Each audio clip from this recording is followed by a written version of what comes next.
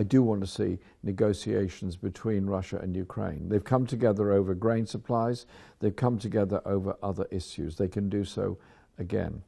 But I do not believe that the idea of a coalition of the willing taking part in NATO operations in support of Ukraine is actually the way forward at all.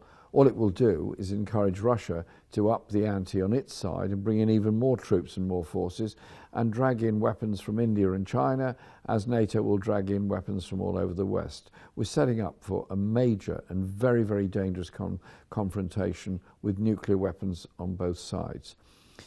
So far, the United Nations has either been incapable or unwilling of bringing about a ceasefire.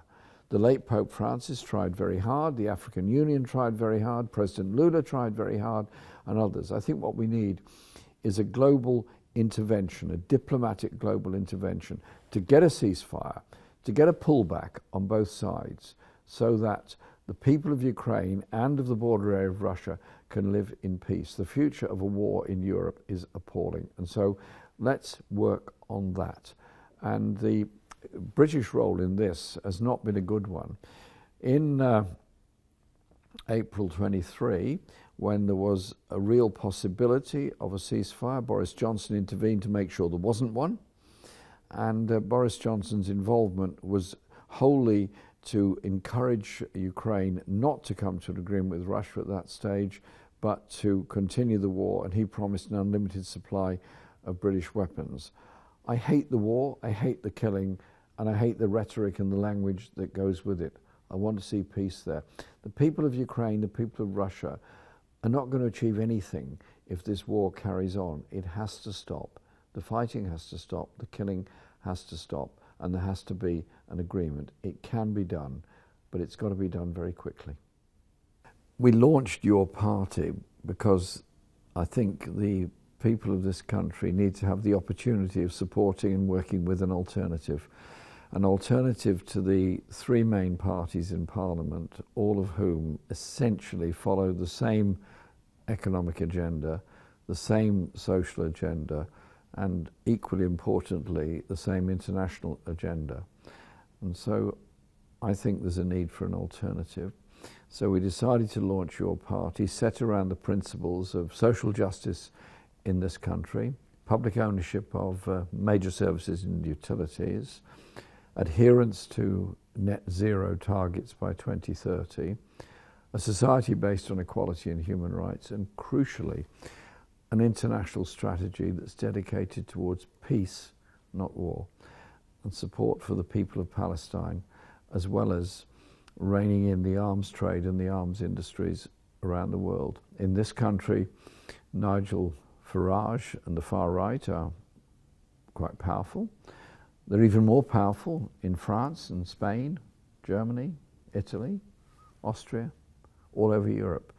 And that's because too many political forces on the centre-left concede ground to the far right. We are not conceding any ground to them whatsoever. We have to deal with the issues of poverty, of bad housing, of underfunding. You deal with that by tackling inequalities in society. You don't deal with that by joining in the routine abuse of refugees and asylum seekers. We're not going to do that.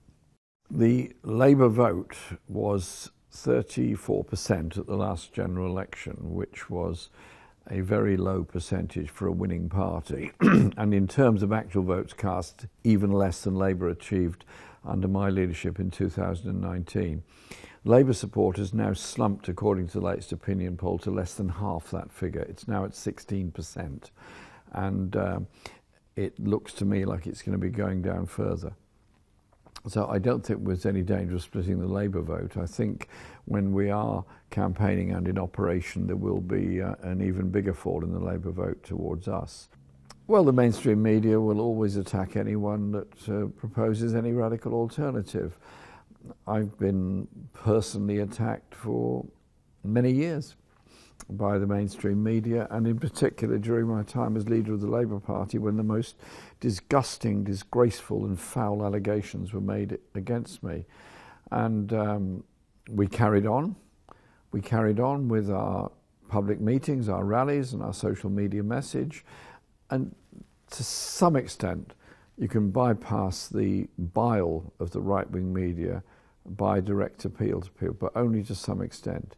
It's also about the direct contact one can have by rallies and meetings, and I spend a lot of time doing public meetings and rallies. I'm not saying we're going to win everything just by public meetings, but we do that by a consistent message and the use of alternative media, the use of social media, and not allowing the right-wing papers, particularly the Murdoch press and the Daily Mail, to set the political agenda in our society.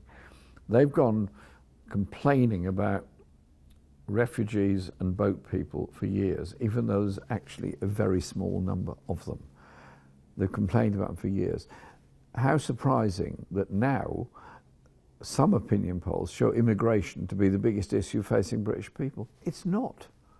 The biggest issue facing British people is inequality in our society, and that is the agenda we're going to be pushing. Despite all the attacks that have been made on everyone who supported the Palestinian people, the support for Palestine has gone up. Why? Because the campaigns led by Palestine Solidarity, but many other groups as well, have been consistently campaigning now for 2 years, since October 23, in support of the Palestinian people, and that has had an effect and given confidence to people who want to show their solidarity with the people of Palestine. So there's a lesson there. If you stand up, say what you mean, and mean what you say, you get support. The match between Aston Villa Football Club and Maccabi Tel Aviv is part of the European Champions League, which bizarrely Israeli teams are allowed to enter, but Palestinian teams are not. And the police in Birmingham and the independent analysis group of local citizens working with the police in Birmingham City Council came to the conclusion that Maccabi Tel Aviv supporters in Birmingham was a danger to the people of Birmingham. Why? Because the record of Maccabi Tel Aviv supporters in other venues around Europe, including in the Netherlands, where the police there said they behaved abominably, they were violent and aggressive towards Muslim people. And the same has happened in other places they've been to. So they took the view that they should not be allowed to attend the match. The MP for the area, Ayub Khan, also supported the ban on Maccabi Tel Aviv supporters coming to Birmingham, and so that ban was imposed. And the football club agreed with that there would be no away supporters present at this particular game. And the European Federation also, UEFA, also agreed with that. The British government then intervened and tried to turn over the decision made independently and after a lot of research by both the West Midlands Police and the Independent Analysis Group. And we then had the sort of bizarre situation with the Prime Minister demanding the police change their mind about their assessment of the danger of the people of Birmingham with these supporters coming. And then Maccabi Tel Aviv said they weren't going to take up any ticket allocation anyway, and they weren't coming anyway to the match. And so we now have the match going ahead with no away supporters as of the moment. I supported the decision made by West Midlands Police and by the club and by the Independent Analysis Group. And I think it is wrong that Maccabi Tel Aviv supporters are allowed to travel and create the problems they do. British clubs have in the past also been banned from Europe for bad behaviour by fans, and it had a salutary effect on the clubs and on the behaviour of British football supporters. And so I think it's absolutely the right thing to do. People should be allowed to enjoy a football match, but if the supporters of one team come along to terrorise the local neighbourhood with hatred towards Muslim people, chanting Islamophobic things all around the streets, that's not acceptable. That is absolutely not acceptable. And so I supported the ban, and I've been supporting Ayub Khan on his very brave work on this, and he's received a phenomenal amount of abuse for it. But many people in Birmingham think he's done absolutely the right thing. It is simply not true. This is not about whether somebody is Jewish or not. This is about a group of football supporters and their abominable racist behaviour. The ban on Maccabi Tel Aviv supporters is supported by a significant number of people in Birmingham from the local Jewish community, because they want to live happily in Birmingham alongside their Muslim neighbours and others. And so I think it is wholly wrong and actually deeply irresponsible to conflate the whole thing of behaviour of a group of football supporters with anti-Semitism. This is absolutely nothing to do with it. The issue is their behaviour. We oppose any form of racism. Ayub Khan made that very, very clear, as did the police and others in Birmingham. And it's quite offensive to say that just because they're opposing Maccabi Tel Aviv supporters because of their behaviour record, that somehow or other makes you into some kind of racist. No, it doesn't. It makes you into a person who's behaving responsibly for their own community.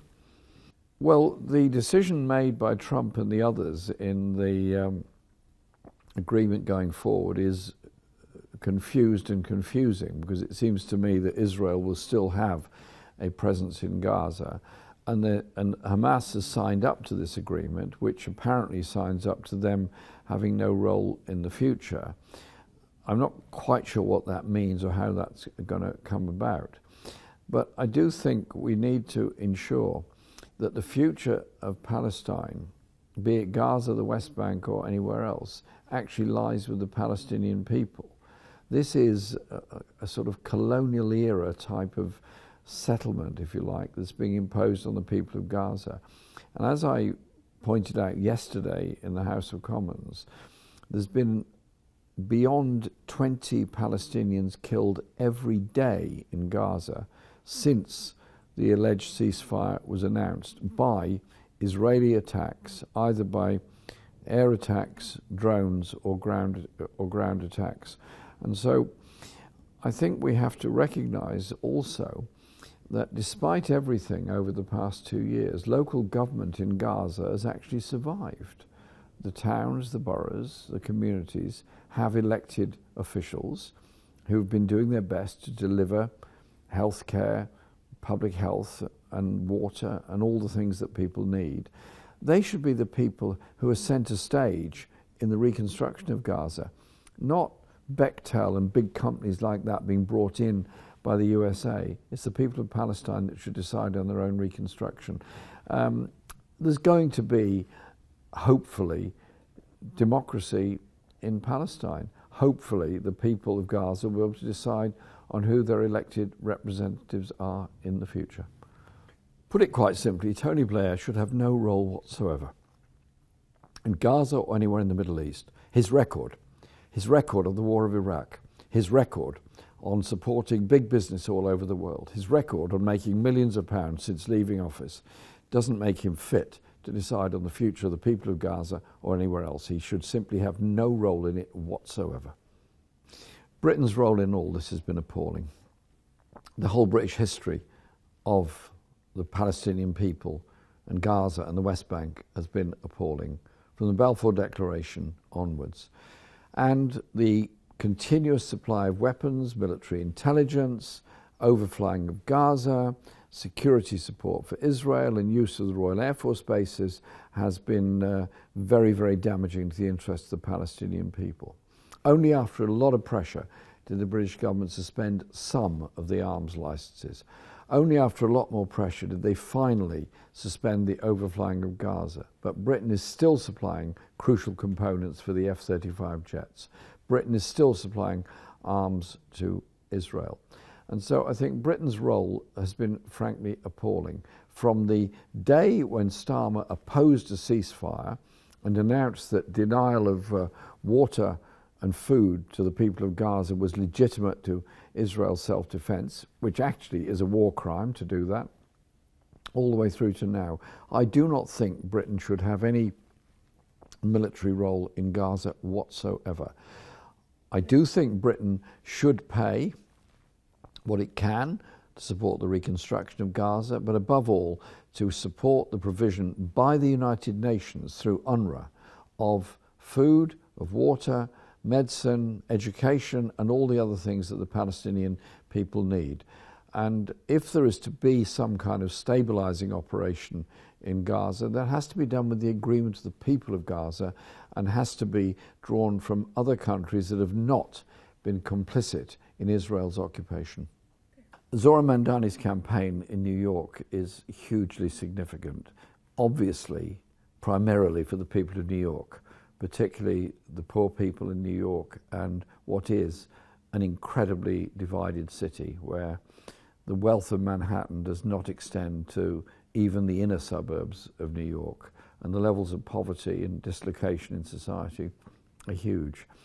And so his determination to first of all fight for and win the Democrat nomination in New York was extraordinary. And he won that very resoundingly despite all of the Democrat establishment being against him. And he's now fighting a very strong campaign to be elected the mayor of New York. And I'm in touch with his team and obviously supporting them. And I've got many friends who are in New York at the present time and telling me what a great atmosphere it is in New York to see Zoran hopefully winning the mayoralty next Tuesday in the election. But it also has a significance beyond that, because to stand up for Palestine in the face of the British media is one thing and quite difficult. But to stand up against the American media and support Palestine is much, much harder, and the levels of abuse are much, much deeper. The students that have been suspended and expelled from university, the people that have been hounded out of jobs and office because they simply spoke up against the bombardment of Gaza. We are all together in this as anti-racists. There is no place for any form of racism in our lives. Anti-Semitism, Islamophobia, anti-black racism, there's no place for it anywhere. And so we have to make that the basis of our statements and our campaign. Zoran has done exactly that. And he seems to me to be getting a lot of support. And his election will be a symbol that a major Western city, be it in the USA or Western Europe, has elected a radical person as mayor who will unite communities. And I wish him well. And I look forward to meeting him and working with him. I sent him a gift last week, sent him a gift of a poetry book, one of our poetry books, Poetry for the Many, with an inscription saying, I hope you felt inspired by some of the poems in it, Warren Shearer and so many others, and I look forward to meeting him to discuss the poetry. Yeah, it's here. You'll have WhatsApp for this number, right? You can do that, can't you? Does that work? We're moving into a very dangerous phase in the Southern Caribbean at the present time. The United States has always been strongly opposed to the governments of Venezuela ever since Hugo Chavez became president. They've also been very hostile to the government of Colombia, particularly since President Petro was elected. And so they have put enormous sanctions on Venezuela, which has done a lot of damage to the Venezuelan economy, and they're extremely hostile and very threatening towards the government of Colombia. They are now routinely bombing ships in the Southern Caribbean on the small area of sea between Trinidad and Tobago and Venezuela, and claiming that all of the ships they're bombing are actually small ships, they're very small ships, are actually carrying drugs without checking, without any evidence, without even an attempt to arrest those vessels. There are fishermen in Trinidad who tell us that they're daily harassed by the US Navy in the waters where they're fishing off the coast of Trinidad. And so we're building up to something very dangerous here, of a US attack on either Venezuela or Colombia or both, and an attempt to persuade Grenada to host a US military base, attempt to persuade Trinidad to host a US military base in order to potentially launch attacks against Venezuela. We don't need any of that. Venezuela and Colombia do not want the drug trade. They are doing everything they can to try and halt the drugs trade because they know the damage it does. They know the damage it does in their own societies, and they know the damage that the most dangerous drugs cause when they arrive in Canada, the United States, Europe, or anywhere else. Cuba knows the same damage as well. And up until Trump, there was actually quite a lot of informal cooperation between all forces in the Caribbean to try and prevent the drugs trade going forward. What we need is not US military intervention. What we need is recognition of the need for social progress in both Colombia and Venezuela, and an end to the sanctions regime against particularly Venezuela and Colombia, but also against Cuba by the United States.